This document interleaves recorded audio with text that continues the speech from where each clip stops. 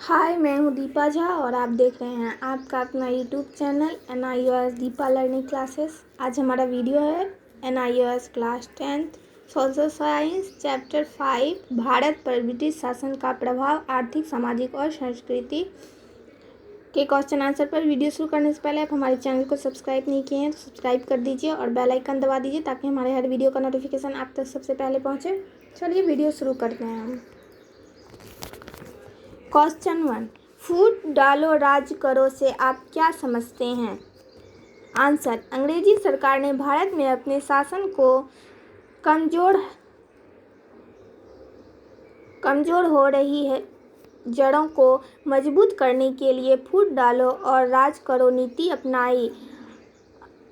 अंग्रेजी सरकार ने हिंदू मुस्लिम की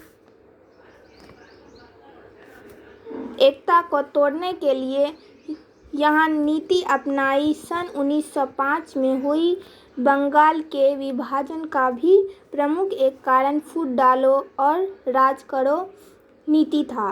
क्वेश्चन 2, अस्थायी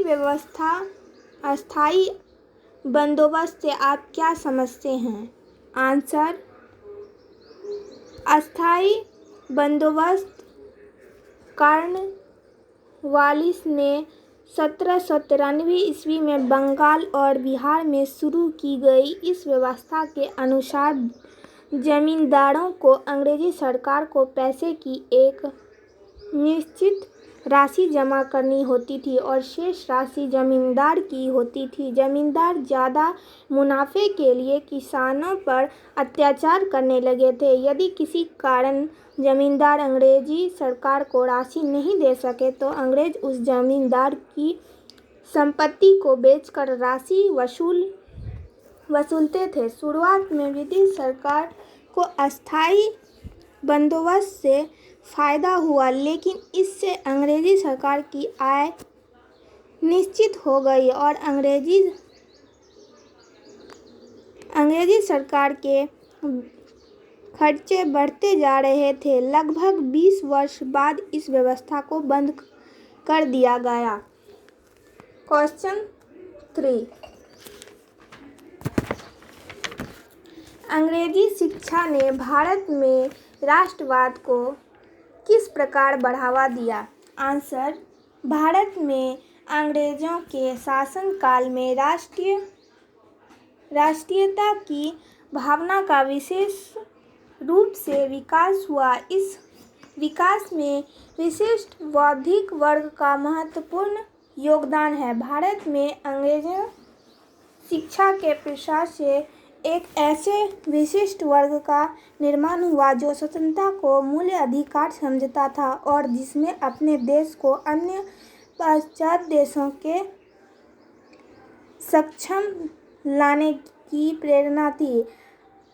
पाश्चात्य देशों का इतिहास पढ़कर उसमें राष्ट्रवादी भावना का विकास हुआ। इसका तात्पर्य यह नहीं है कि भारत के प्राचीन इतिहास से नई पीढ़ी को राष्ट्रवादी प्रेरणा नहीं मिली है, किंतु आधुनिक काल में नवोदित राष्ट्रवाद अधिकृत अंग्रेजी के शिक्षा का परिणाम है। देशों में अंग्रेजी शिक्षा प्राप्त किए हुए नवोदित विशिष्ट वर्ग ने ही राष्ट्रीयता का झंडा उठाया।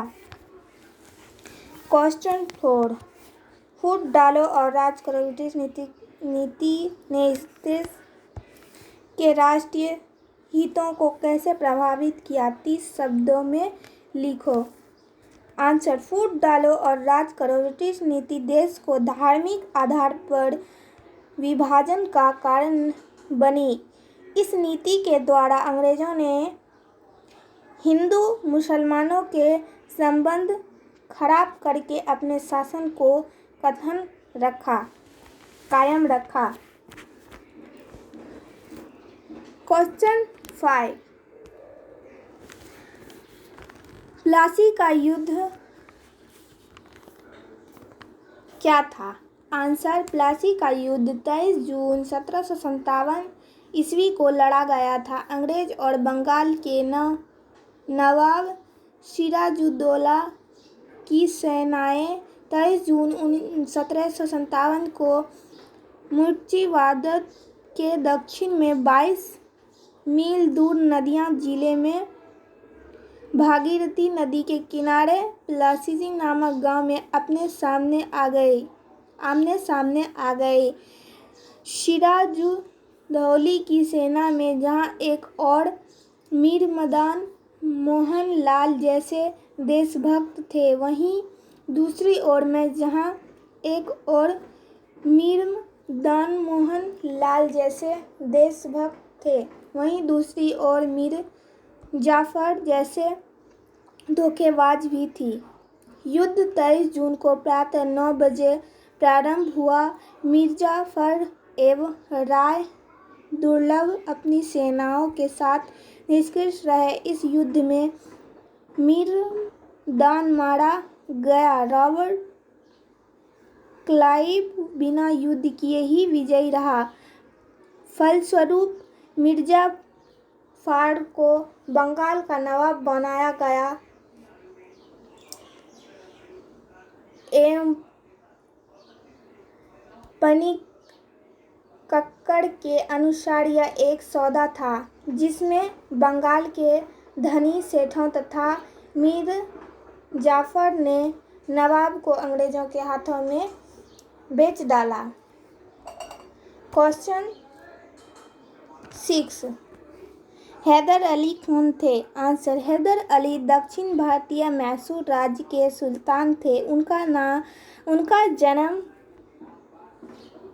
का नाम हैदर नाइक था। वे अपने सैन्य कौशल के कारण काफ़ी प्रतिष्ठित हुए और इसी कारण मैसूर के शासकों का ध्यान अपनी ओर खींचा। अंग्रेजों को वह अपना शत्रु मानता था। क्वेश्चन 7, बक्सर का युद्ध क्या था? आंसर, बक्सर का युद्ध 1763 ईस्वी से ही आरंभ हो चुका था, किंतु मुख्य रूप से यह युद्ध 22 अक्टूबर सन 1964 ईस्वी में लड़ा गया। ईस्ट इंडिया कंपनी तथा बंगाल के नवाब मीर कासिम के मध्य कई झड़पें हुई, जिनमें मीर कासिम पराजित हुआ। फलस्वरूप वह भागकर अवध आ गया और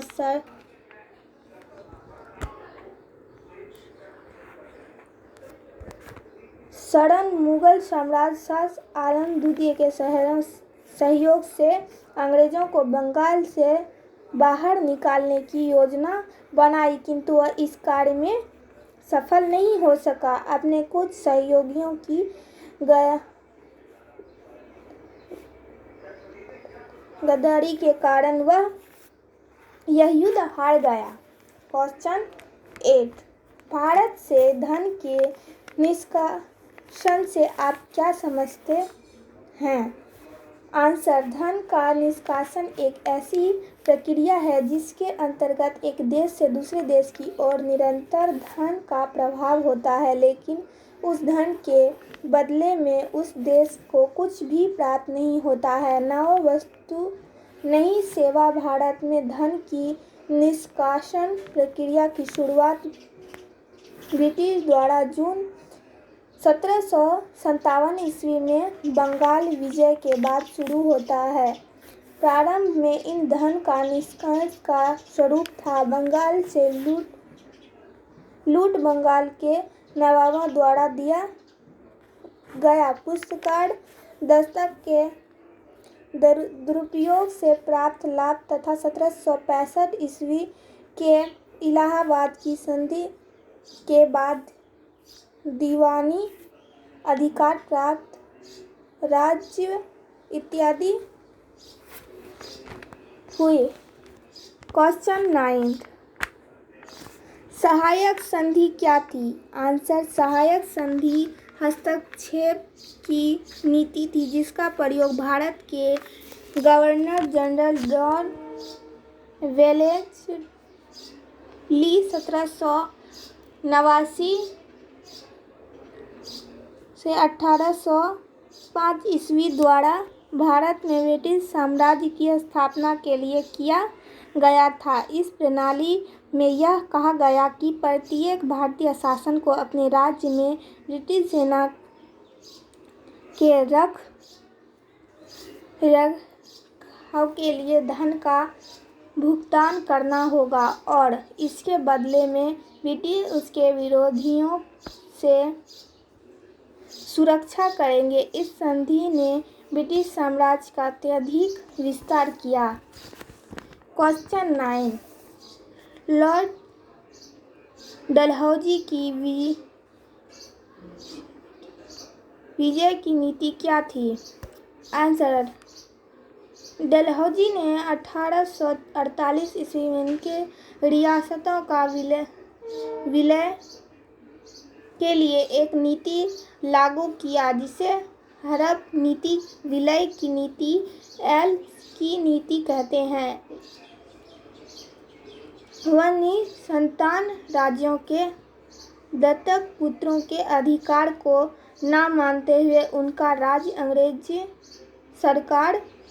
अंग्रेज राज में मिला लेना, कुशासन के आधार पर देसी राजा को हटाकर राज्य पर अधिकार कर लेना। क्वेश्चन 11, 1857 के विद्रोह के क्या कारण थे? आंसर, 1857 के विद्रोह के कारण 1857 के विद्रोह को जन्म देने वाले कारणों में राजनैतिक, सामाजिक, राजनीतिक कारणों में डलहौजी की हड़प नीति और वेलेस्ली की सहायक संधि प्रमुख कारण थी।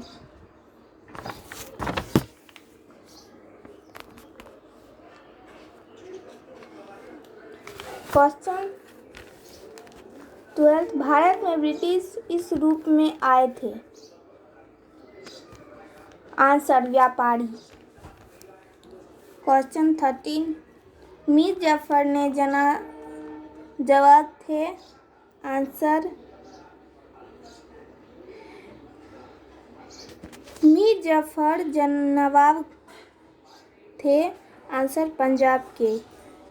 क्वेश्चन 13, ब्रिटिश भारत क्यों आए? कम से कम 2 कारण दीजिए। आंसर, ब्रिटिश उद्योगों के लिए कच्चा माल तथा अपने तैयार माल के लिए बाजार को बढ़ाना। क्वेश्चन 14, अंग्रेजों ने देशी राज्यों के अधिग्रहण के लिए कौन से 2 मुख्य तरीके अपनाए? आंसर, विलय की नीति और सहायक संधि। क्वेश्चन 15, विदेशी माल का ड्यूटी मुक्त प्रवेश भारतीय अर्थव्यवस्था के लिए अच्छा था? आंसर, नहीं, क्योंकि विदेशी माल भारतीय हथकरघा उद्योग के लिए एक खतरा था। इनके अलावा भारतीय बुनकरों को बहुत ज़्यादा नुकसान भी उठाना पड़ा। क्वेश्चन 16, नील, चावल, गेहूं, चाय और अफीम 5 प्रमुख वाणिज्यिक फसलें थी जो अंग्रेजों ने शुरू की। आंसर, नहीं है, क्योंकि चावल और गेहूं खाद्य फसलें हैं। क्वेश्चन 17, अंग्रेजों को सभी भूमि बंदोबस्तों से लाभ मिला? आंसर, नहीं, क्योंकि ब्रिटिश शासन द्वारा उच्च राजस्व दरों के खिलाफ किसानों ने विद्रोह किया। हालांकि ब्रिटिश साम्राज्य की आर्थिक रूप से माल हुआ, परंतु यह करने से आगे चलकर उन्हें राजनीतिक नुकसान पहुंचा। क्वेश्चन 18, धन उधार देने वाले का एक नया वर्ग बन गया था? आंसर, हाँ, क्योंकि जब किसान को अपना धन वापिस करने में विफल रहते तो साहूकार वर्ग के हाथों अपनी भूमि खो देते। क्वेश्चन 19, अंग्रेजों द्वारा रेलवे के एक व्यापार नेटवर्क का भारत में किन 2 कारणों से निर्माण किया गया? आंसर, उनका मुख्य उद्देश्य गांवों से व्यापार बंद गांवों और औद्योगिक शहरों को जोड़ना था, जहां वे अपने कच्चे माल जो नकदी फसल है आसानी और तेजी से व्यापार बंदरगाहों तक ले जा सके थे। ऐसी परिवहन व्यवस्था ने सुनिश्चित किया। क्वेश्चन 21 अंग्रेज द्वारा स्थापित भारतीय संस्कृति तथा भाषा के कम से कम 2 केंद्रों में नाम बताएं। आंसर बंगाल की एशियाटिक सोसाइटी 1784 में विलियम जोन्स द्वारा स्थापित की गई। लाई वेल्लेस्ली ने 1800 में फोर्ट विलियम कॉलेज की स्थापना की। क्वेश्चन 22 ब्रिटिश भारत में महिलाओं की स्थिति सुधारने में मदद करने वाले 2 कानूनी उपायों को संक्षेप में लिखिए। आंसर सती प्रथा, जिसमें पत्नी अपने पति की चिता के आग में कूद जाती थी, इस पर 1929 में प्रतिबंध लगा दिया गया। सादा अधिनियम 14 वर्ष से कम आयु की लड़की और 18 वर्ष से कम आयु के लड़के का बाल विवाह को रोकने के लिए 1929 में पारित किया गया। क्वेश्चन 23 भारत में किसान और आदिवासी समूहों द्वारा विरोध आंदोलन के 2 कारणों को चिह्नित करो।